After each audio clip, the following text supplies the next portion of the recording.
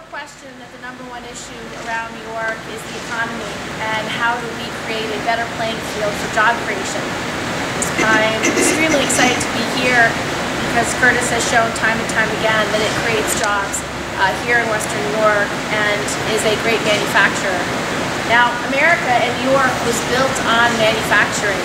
Manufacturing powered us through the 20th century, and manufacturing will power us through the 21st century. Our manufacturing sector is growing and can continue to grow in fast-growing industries. We all want to see Made in America.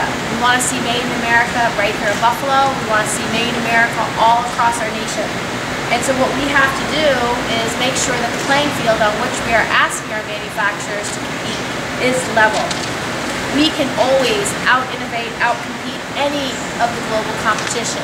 We just need to be playing by the same rules. Currently, American companies are being forced to compete with companies in China that are allegedly receiving these unfair subsidies. China's growth in the auto parts industry is in a large part of the result of a deliberate effort by the Chinese government to expand its presence in that marketplace. According to a study from the Economic Policy Institute, China has given its auto parts industry more than $27 billion worth of subsidies.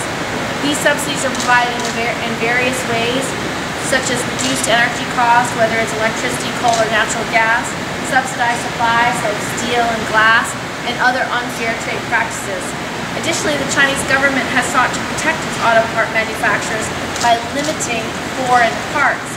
Even after the World Trade Commission instructed China to remove this protective measure, reports suggest the Chinese government have been observing an unwritten rule that 60% of domestic content be applied when approving applications for loans from state-owned banks. Bottom line, they're gaming the system. And it has to stop because it's holding back our manufacturers right here in Buffalo and all across New York State. We must take appropriate steps to ensure that America's auto parts manufacturers can compete with their Chinese counterparts. This industry is vital to the New York economy and vital to the U.S. economy. We have about 30,000 manufacturing jobs in the auto parts industry in New York State alone.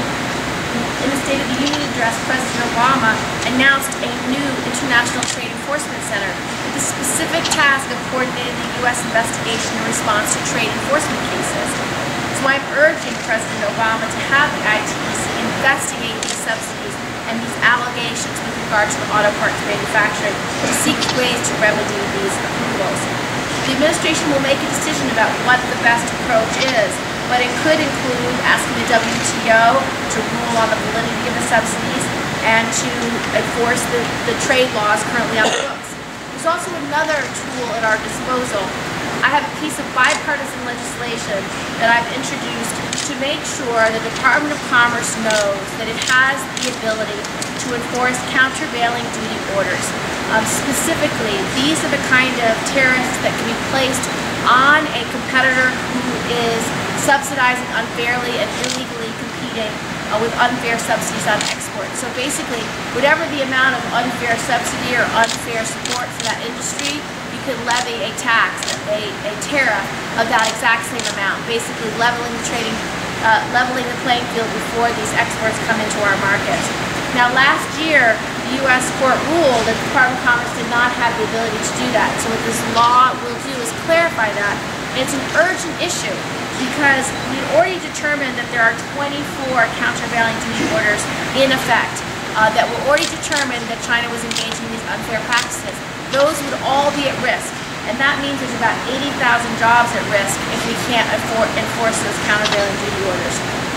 We have the hardest working manufacturers and the hardest working workforce anywhere, and we can outcompete any of the global competition. We just need the same set of rules, and we just need a